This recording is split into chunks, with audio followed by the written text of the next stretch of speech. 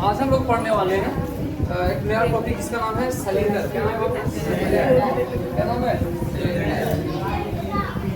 Cylinder. Short करते हैं, हिंदी में इसको हम लोग बेलन बोलते हैं। क्या बोलते हैं? बेलन। सबसे पहले हम लोग चर्चा करते हैं आखिर बेलन होता कैसे हो। क्या पहले अगर समझ लेंगे हम लोग कि बेलन किस प्रकार से होता है, बेलन की क्या क्या फार्मूलाएं होती है, सूत्र, कैसे कैसे क्वेश्चन इसमें आता है, एक बार हम लोग उसको बेसिक तौर पर समझ लेंगे।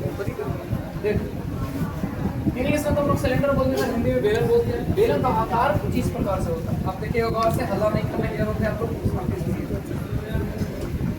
ये हो गया आपका बेलन, इसको कुछ नीचे आकार दे दीजिए।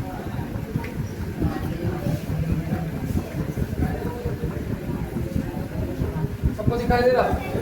ये खा दिखा दे रहा बेलन। इसको हम लोग क्या बोलते हैं? बेलन। मतलब सिंपल जानो, कोई रॉड होता है ना पतला सा, चाहे 8 mm 12 mm 14 जितना mm बोलो, अगर पतला सा कोई आकार हो, ये भी एक प्रकार के अपने आप में बोल सकते हैं बेलन के जैसा। इसके जैसा बेलन। अब खुद अनुमान लगा लो ना कि बेलन कैसा होता है, इसके बारे में पहले इसको देख लो, उसके बाद समझ लो क्या क्या होता है सर। अगर आप बेलन के टॉप पर देखा, जैसे मान चलो इसको माने बेलन, इसको क्या माने सर? बेलन। अगर इसका टॉप मन होता है ऊपर, ठीक है, और बॉटम का मतलब होता है नीचे। अगर हम टॉप पर इसको देखा जाए तो ऐसे दिखेंगे। जब ऐसा दिखेगा और आकार गोला दिखाई देगा, क्यों दिखाई देगा? जस्ट इसके जैसा। लेकिन अगर इसी को हम ऐसे दिखाएं तो देखो इधर क्या है, राउंड शेप में है। कौन सा शेप है? राउंड शेप बोला जाता है। कौन सा आकार? गोलाकार। कौन सा आकार बाबू? गोलाकार। इधर सामने गोलाकार है, और जब गोलाकार है तो इसके पीछे भी गोलाकार होगा जी। अच्छा, अब समझो थोड़ा सा, अगर गोलाकार है तो क्या समस्या है, यानी मान के चलो हम इसको ऐसे रखें यहाँ, है ना, तो इसके जो ऊपर वाला आकार और नीचे वाला आकार है वो बेलन आकार है। बेलन बेलन तो ही पूरा हो गया। नीचे और ऊपर वाला जो आकार है वो एक सर्कल के जैसा है। किसके जैसा? राउंड शेप में, गोलाकार में ना। सर्कल में वृत्त होता है। मतलब सर्कल क्या आकार है, तो आखिर हम समझते हैं थोड़ा सा कि सर्कल में होता क्या क्या, यानी इसको बोलते हैं सर्कल। ठीक है, थोड़ा सा राउंड नहीं है लेकिन फील करना मान चलो पूरा गोलाकार है। जब भी वृत्त होता है इसमें एक केंद्र होता है। क्या होता है? केंद्र। समझना? जब भी राउंड शेप में होता है उसमें क्या होता है? एक केंद्र होता है। क्या होता है? केंद्र। अब ध्यान रखिएगा गौर से, केंद्र से लेकर त्रिभुज की कोई भी दिशा में आधी दूरी को हम त्रिज्या बोलते हैं। क्या बोलते हैं?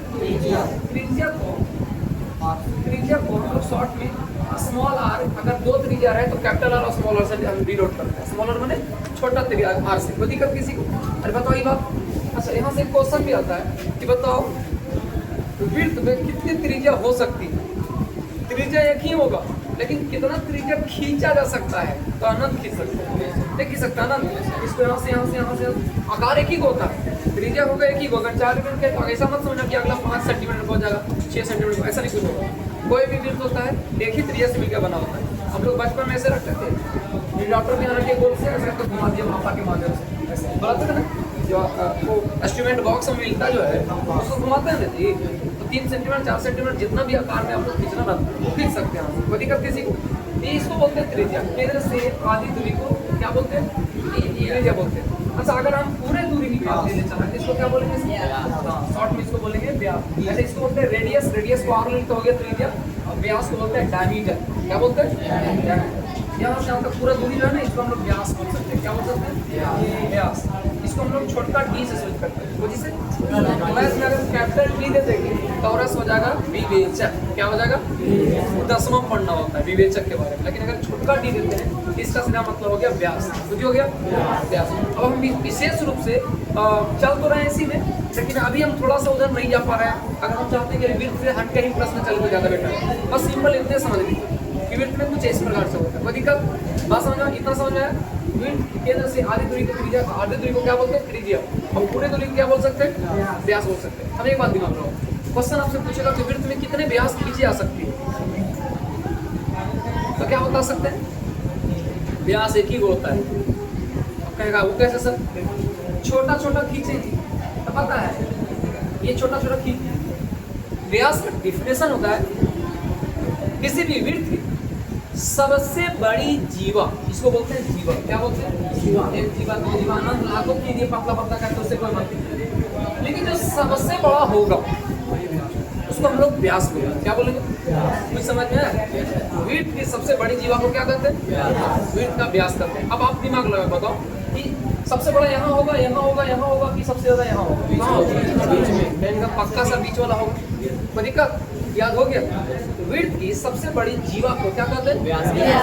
जो पत्ता पत्ता रेखा जैसा खींचा गया इसको क्या कहते हैं? जीवा कहते हैं। क्या कहते हैं? विड्थ के सबसे बड़ी जीवा को क्या कहते हैं? व्यास कहते हैं। सबको समझ आ गया? कुछ कहते हैं बाबू? व्यास बोलते हैं। अगर हम बात करें कि विड्थ की क्वेश्चन बेड़ा का आपसे पूछे विड्थ की सबसे बड़ी जीवा की आधी भाग को क्या कहेंगे? त्रिज्या कहेंगे। विड्थ की सबसे बड़ी जीवा की आधी भाग को क्या कहेंगे? क्वेश्चन बोलेगा विड्थ में कितने जीवा खींची जा सकती है? अनंत। अरे 2-3 वर्ष वैसे उसको अनंत बोल दिया डायरेक्ट। जीवा तो ढेर सारी खींच सकते हैं ना, लेकिन अगर बोले विड्थ में कितने व्यास खींच जा सकते हैं तो अच्छा अब बताओ देखो, हमने ऐसा खींचा, कोई व्यक्ति पूछेगा कि सर क्या हम इसको ऐसे नहीं खींच सकते हैं? अरे भैया जैसे खींचो बोल तो है, ऐसा थोड़ी कि यहाँ से यहाँ तक दूर दूसरा है, यहाँ से दूर होगा। बस खाली केंद्र से लेकर के पूरा दोनों तरफ से दूरी होगा, उसको व्यास बोलेंगे। आधा रहेगा तो उसको कुछ बोलेंगे। व्यास को डी से शुद्ध करते हैं, इंग्लिश में डायमीटर बोलते हैं, हिंदी में व्यास बोलते हैं। त्रिज्या को रेडियस बोलते हैं, रेडियस को आर से शुद्ध करते हैं, छोटा आर से, वो भी त्रिज्या को लिखते हैं यहाँ पर। कोई दिक्कत किसी को? अब बात करेगा फार्मूला, देखिए थोड़ा सा इस पर चर्चा करती है तो कर ही देते हैं बढ़िया से। त्रिज्या आधा हो गया, व्यास पूरा हो गया। इस प्रकार से त्रिज्या का नया फार्मूला भी आता है कि अगर आपसे तो पूछे व्यास बराबर क्या होता है, तो होता है 2 × r। 2 × r मतलब 2 गुने त्रिज्या, क्योंकि त्रिज्या आधा होता है, आधा को 2 से गुना करेंगे तो पूरा नहीं हो जाएगा, ये निकल गया व्यास। तो अगर आपसे बोले कि त्रिज्या निकालो, यानी आपसे r को पूछते, r को देखो दिमाग लगाएगा, इसी को कर देना इधर व्यास, व्यास इसको शॉर्ट कर डी बोल सकते हो। अब बटा क्या करते हैं, इसको दूर से दूर गुणा करेंगे तो फिर आ जाएगा 2r जी। अरे ये बात देख रहा है, इसी से क्या फार्मूला बना दी, 2 फार्मूला, एक फार्मूला व्यास और 2 त्रिज्या। अगर r बराबर पूछेगा तो r बराबर पूछ ही रहा है, व्यास में 2 से भाग देंगे। अब देखो विश्वास है कि जब ये गुणा करके देखो फिर 2r के बराबर व्यास बराबर आ गया 2r। इस प्रकार से एक नया फार्मूला आ जाएगा। अगर r दे रहेगा, सॉरी r निकाला रहेगा, व्यास दे रहेगा, तो हम त्रिज्या को आधा भी कर सकते हैं। त्रिज्या वर्ग क्या होता है? व्यास बटा 2। त्रिज्या वर्ग क्या होता है? व्यास बटा। कोई दिक्कत किसी को? अगला क्वेश्चन, अगर आपसे पूछे कि सर इसमें 2 क्वेश्चन ज्यादातर आता है, कौन आता है?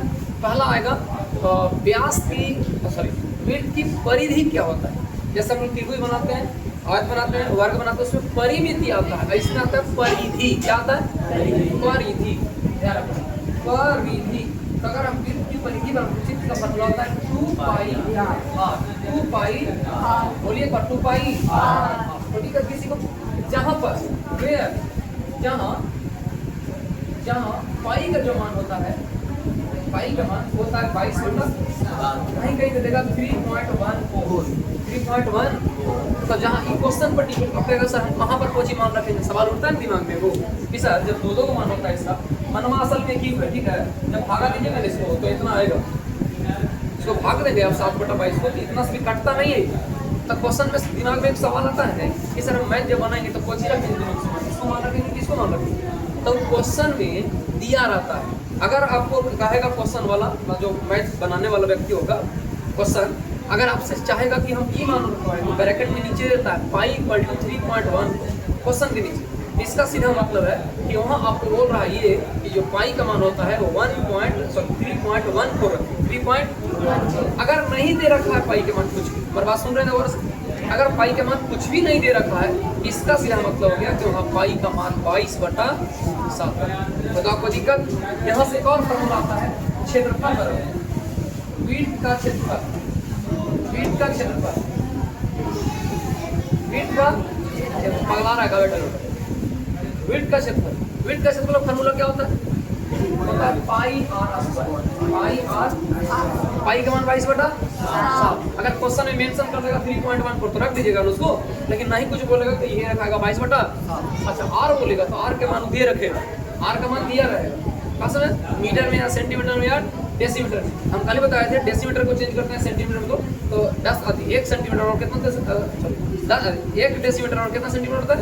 10 सेंटीमीटर। अब सिखाए थे ना, लिखवा भी दिए थे। अगर 10 सेमी है तो उसको 1 डेसी बोलेंगे, अगर 1 डेसी है तो उसको 10 सेंटीमीटर।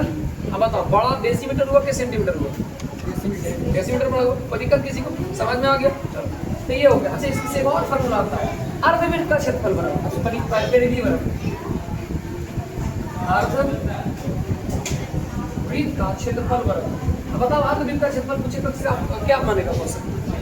अर्धवृत्त का क्षेत्रफल होता है इसका हम लोग बोलते हैं 2 पाई r नहीं पाई प्लस 2 इंटू आर, ध्यान रखना अर्धवृत्त के क्या अर्धवृत्त के परिधि या परिमाप जो बोलिए अर्धवृत्त के परिमाप पर पूछे तो इसका फॉर्मूला होता है पाई प्लस 2 इंटू लेकिन अगर यही पूछते अर्धवृत्त का क्षेत्रफल बराबर अर्धवृत्त का क्षेत्रफल पूछे तो क्या बनेगा सर? अध्याय याद रखो कहाँ गया फॉर्मूला इसका पाई स्क्वायर होता है ना, कहाँ में पाई स्क्वायर होता है बस दूसरा भाग में तो इसको कह सकते हैं बराबर पाई आर। मेरा सीमा और क्वेश्चन इसमें नहीं आता है।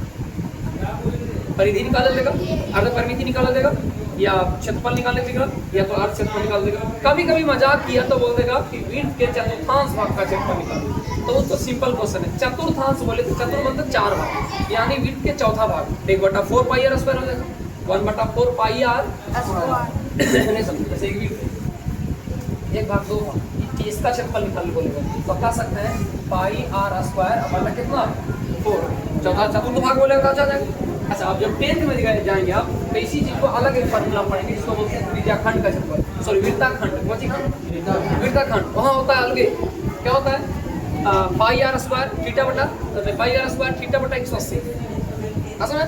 अगर आपको बोलेगा त्रिज्याखंड तो पाई स्क्वायर थीटा बटा 360 बात समझा। ये सब अलग अलग फार्मूला है अलग अलग तरह से ठीक है। फिलहाल हमको ये सब नहीं समझना लेकिन हम आपको बेसिक तौर पर समझा रहे थे इसलिए हम इतना समझाते हैं। हम चल रहे हैं सिलेंडर पर कोई पर चल रहे हैं आइए सिलेंडर पर लिखा तो एक मतलब समझ आया कि नीचे भी एक वृत्त है और ऊपर भी एक वृत्त है। विश्वास नहीं देखो इसको इसके ऊपर यहाँ पर भी गोलाकार है इधर भी गोलाकार है देख रहे हो तो दो को वृत्त हो गया। अब समझो वृत्त ने यहाँ देश यहाँ एक आपको क्या बोल सकते हैं अभी हमने बोल के रखा था आधा दूरी क्या बोलते हैं बोले एक आधा दूरी है उसको त्रिज्या बोलते हैं। यहाँ पर भी क्या होगा अच्छा नीचे नहीं होगा ये बता याद रखना जब ऊपर अगर आर का मान 4 हो गया 7 हो गया 5 हो गया कुछ भी हो तो नीचे भी सेम होगा। ऐसा नहीं है कि ऊपर कुछ अलग और नीचे कुछ अगर ऊपर आकार अलग है नीचे आकार अलग है तो कभी भी वृत्त नहीं हो सकता कभी भी वृत्त नहीं हो सकता। कोई दिक्कत किसी को समझ में आ सकता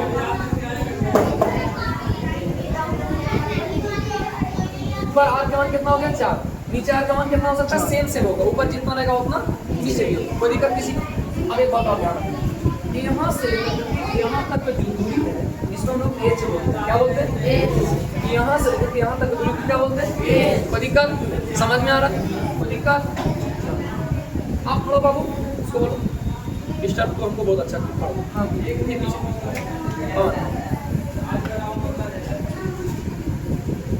यहाँ से यहाँ तक दूरी को क्या कहते हैं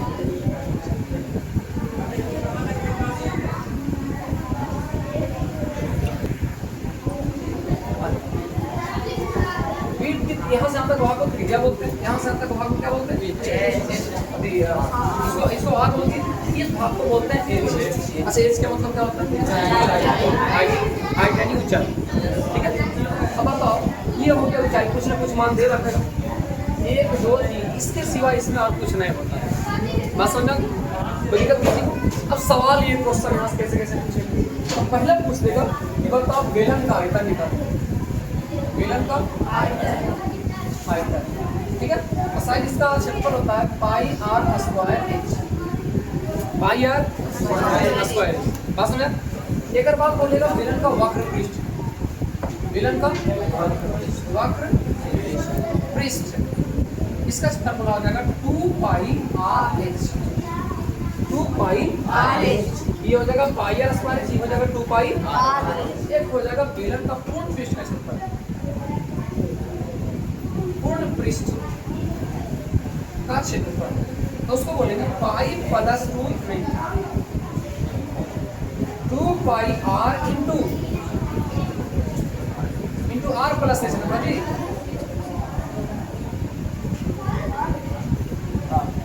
ये तो था 2 pi r into r plus h यही होगा 2 पाई आर इंटू कभी कभी मजाक समझ किया हम लोग उल्लू बनाता था हम बोल देगा कि बेलन का आधार क्षेत्रफल निकालिए मुझे निकालिए आधार क्षेत्रफल। तब हमको ये बताओ आधार क्या करते हैं ऊपर वाला को नीचे वाला को आधार बोलते हैं। आधार नीचे वृत्त है कि नीचे वृत्त है तो बताओ नीचे वृत्त है तो सीधा ये भी तो कर सकता था कि वृत्त का क्षेत्रफल निकालो लेकिन वृत्त डायरेक्ट बोलेगा तो ये हो जाएगा गलत। क्यों क्योंकि कहावत है जहाँ जब जैसा तब तैसा। अब हम यहाँ पढ़ा रहे हैं हम लोग सर बोल यहाँ चले जाएंगे तो हमारा साथ थोड़ी ना कोई बोलेगा। यानी कहने का मतलब ये बेलन में जुटा हुआ है। अब बेलन के नीचे वाला भाग को विड्थ नहीं बोलते हैं, इसको आधार क्षेत्रफल बोलते हैं। कुछ बोलते हैं, लेकिन आप भूलाना नहीं कॉन्सेप्ट को। नीचे है बेलन, नामा चेंज हो गया लेकिन आदमिया तो वही ना है। बात समझ आ रहा है? तो इसको हम लोग विड्थ कैसे फॉलो करूंगा, सेट कर देंगे। तो बेलन का आधार क्षेत्रफल हो जाएगा pi r square, sorry pi r square. कुछ हो जाएगा है ना, विड्थ कैसे पाई आर स्क्वायर। समझ में आया?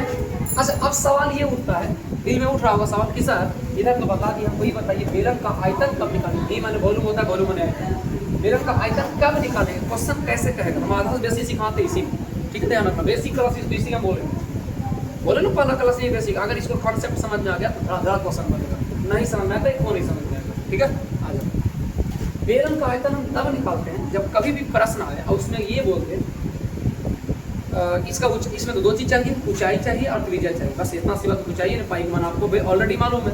अगर 3.1 को रखना होगा तो दे देगा, नहीं रखना के लिए तो नहीं देगा। तो समझ लेना कि 22/7 रखने का कोई दिक्कत।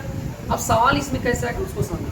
कह देगा कि कोई भी बेलनाकार भाग है, कोई बेलनाकार रॉड है, बेलनाकार घड़ा है, बेलनाकार बर्तन है, कुछ भी बोल देगा बेलनाकार, लेकिन बोलेगा आपको घड़ा दे, बर्तन दे, कुछ दे, सोना चांदी हीरा मोती कुछ भी, उसका मतलब नहीं है। बस बेलनाकार खाली पकड़ लेना, बेलन है तो पक्का बेलन वाला फॉर्मूला लगेगा।